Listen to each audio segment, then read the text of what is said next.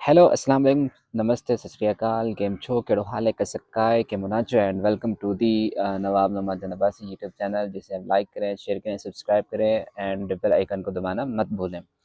आज मैं आपके साथ एक न्यू वीडियो के साथ हाजिर हुआ हूँ और नए टॉपिक के साथ आपके सामने मैं आया हूँ। तो आज का मेरा टॉपिक है कि जो हमारे मौलवी हजरात हैं। अब मौलवी हजरात की मैं आपको सोच बताता हूँ। हमारे यहाँ, इससे पहले मैं आपको एक थोड़ी तरतीब बताऊंगा। हमारे यहाँ एक होता है मौलवी जो सिर्फ मस्जिद में लोगों की गुलामी करता है। उसके बाद होता है कारी। अब जो कारी होता है, अब ये सिर्फ और सिर्फ कुरान हिफ्स करने वाला इंसान होता है। अब इसको यानी कि दीन का कुछ भी नहीं पता होता, बस ये कारी होता है, दीन पर अबूर नहीं होता, ना ही इसने कभी कुछ पढ़ा होता है। उसके बाद एक हाफिज होता है। हाफिज़ वो होता है जिसने एक सादा सा कुरान हिफ्ज़ किया होता है। तो अब सारा सा कुरान हिफ्ज़ करके तो वो हाफिज़ बन जाता है, तो उसको यानी कि हाफिज़ का दर्जा मिल जाता है। एक आपको पता चल गया मौलवी क्या होता है। दूसरा आपको पता चल गया कि कारी क्या होता है। कारी वो होता है कि जिसने किरात तो की होती है, हिफ्ज़ भी किया होता है। और तीसरे नंबर पे आपको पता चला कि एक हाफिज़ क्या होता है। अब मैं आपको बात बता दूँ एक मौलाना की। मौलाना क्या होता है? मौलाना वो होता है कि जिसने उलूम इस्लामिया, दस्त निज़ामी जो 8 साल का दीनी कोर्स है उसने वो सारा किया होता है। तो ये होता है मौलाना साहब। अब अल्लामा क्या होता है? अब अल्लामा उस शख्स को कहते हैं कि जो बेहद हर चीज़ पर गहराई से यानी कि मालूमात रखने वाला, फ़िकी मसाइल को जानने वाला, कुरान की तफसीर, कुरान की हर आयत के शान नुज़ूल को जानने वाला, और हदीस कब यानी कि नबी करीम सल्लल्लाहु अलैहि वसल्लम ने ये अपना फरमान मुबारक हम तक पहुँचाया, उन्होंने यानी कि उनकी ज़बान मुबारक से कौन से अल्फाज किस वक़्त सादिर हुए, ये अल्लामा साहब हर चीज़ जानते हैं। ये होते हैं अल्लामा। अब आ जाता है शेख या फ़ज़ीलतुश्शेख। तो ये अल्फाज जो हैं सऊदी अरेबिया में, अरब ममालिक में बहुत ज़्यादा बोले जाते हैं। कि हमारे शेख साहब हैं, उसको शेख इसलिए बोलते हैं क्योंकि वो बुखारी शरीफ पढ़ाता है और या मुस्लिम पढ़ाता है। या फ़ज़ीलतुश्शेख का मतलब ये होता है कि ये बहुत ही बड़ा बुज़ुर्ग है जिसने 50 साल से 40 साल से बुखारी शरीफ पढ़ाई है, दीन का दर्स दिया है लोगों को, यानी कि आलिम दीन बनाया, उसको बोलते हैं फ़ज़ीलतुश्शेख। ये चीज़ आ जाती है इसमें। लेकिन हमारे यहाँ क्या है, ना हमारे यहाँ कोई अल्लामा है, ना हमारे यहाँ कोई शेख साहब हैं, ना हमारे यहाँ कोई फ़ज़ीलतुश्शेख आम हैं, बल्कि हमारे यहाँ खुतबा, मौलवी, कारी और हाफिज़ बहुत ज़्यादा हैं, जिन्होंने आके उलमाए कराम की जो एक लड़ी है उसको लोगों की नज़रों में कमतर कर दिया, उसकी अहमियत ही कम कर दी है।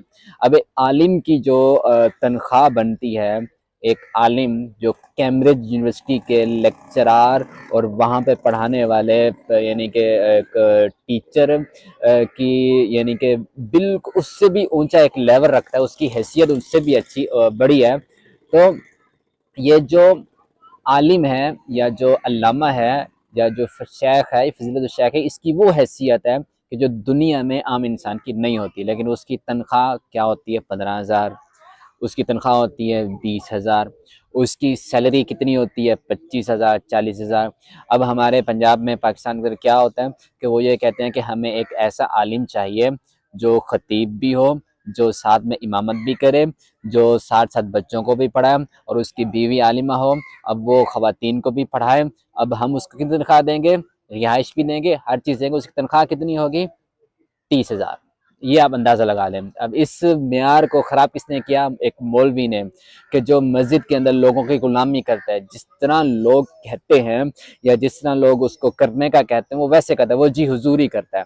अब मैं आपको एक बात बताऊँ, हमारे ही इस एक मस्जिद है यहाँ गुलाटी की, वहाँ के कारी साहब हैं।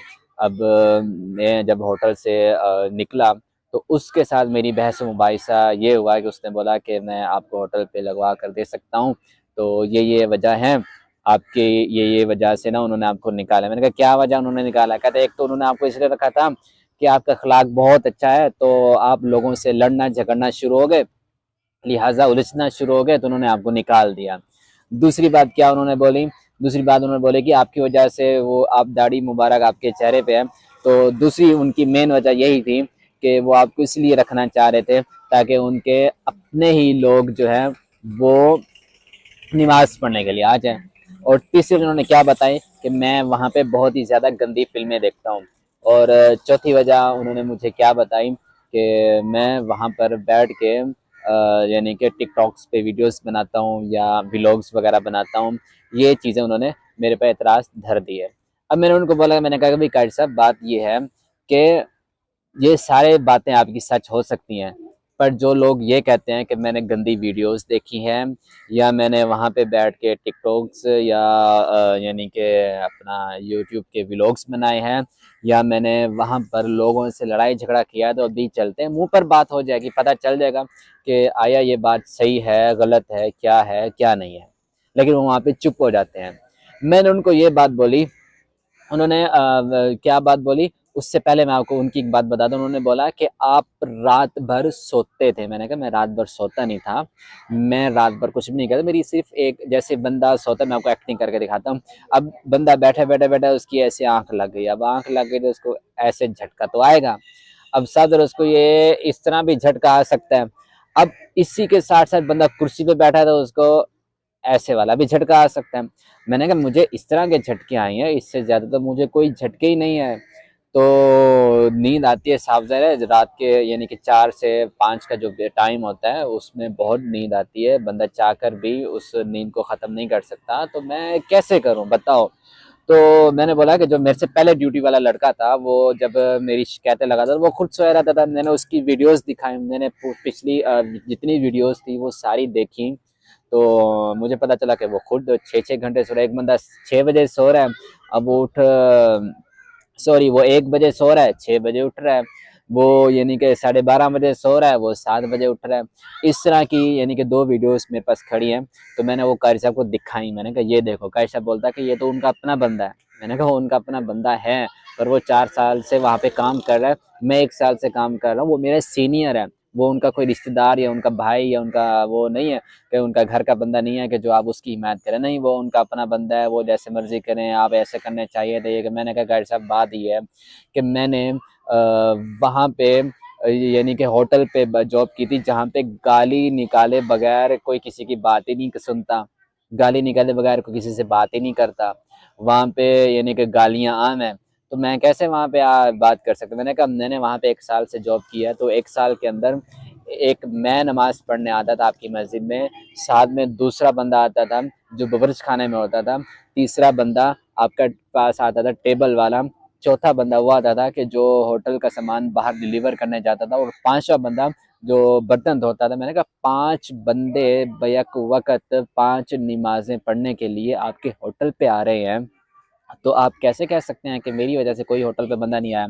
پھر میں نے قائد صاحب کو بولا، میں نے کہا بات یہ ہے کہ آپ مجھے یہ بات بتاؤ کہ آپ 10 سال سے ان کی مسجد میں کام کر رہے ہیں، ہوٹل بھی ہے، مسجد بھی ہے، آپ وہاں پہ جا کے یعنی کہ بیٹھتے بھی ہیں، بات چیت بھی کرتے ہیں، گپ شپ بھی کرتے ہیں، وہاں سے آپ چندہ بھی لیتے ہیں، کوئی پروگرام ہوتا ہے اس کے بھی پیسے لیتے ہیں، مہمانوں کو کھانا کھلانا وہ بھی آپ کو ہوٹل والوں نے الاؤ کیا ہوا ہے، کھلا سکتے ہیں، آپ کا دودھ وہاں سے، آپ کا دہی وہاں سے، آپ کی یعنی کہ یہ پیاز، ٹماٹر، آلو، دھنیا، مرچی، میں نے کہا یہ بھی آپ وہاں سے لیتے ہو، لیکن آپ مجھے یہ تو بتاؤ کہ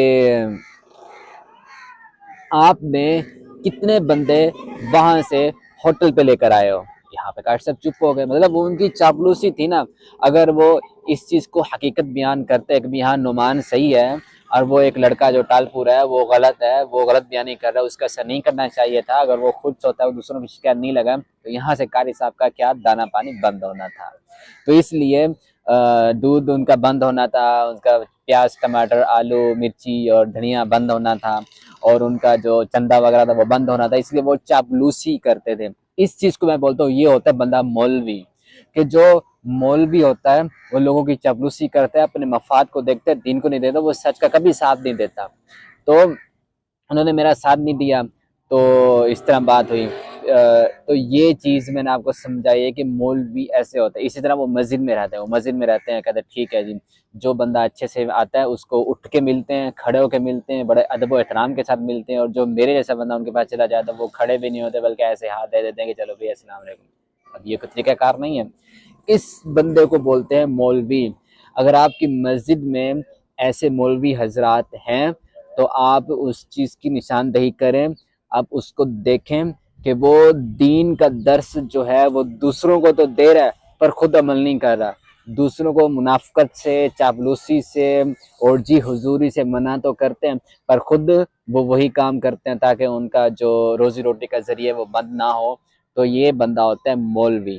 باقی جو خطیب ہے یا یعنی کہ اپنے قاری ہیں یا حافظ ہیں، میں ان کی بات نہیں کرتا، میں صرف ایک مولوی کی بات کرتا ہوں جو ایک ٹرم چل چکی ہے۔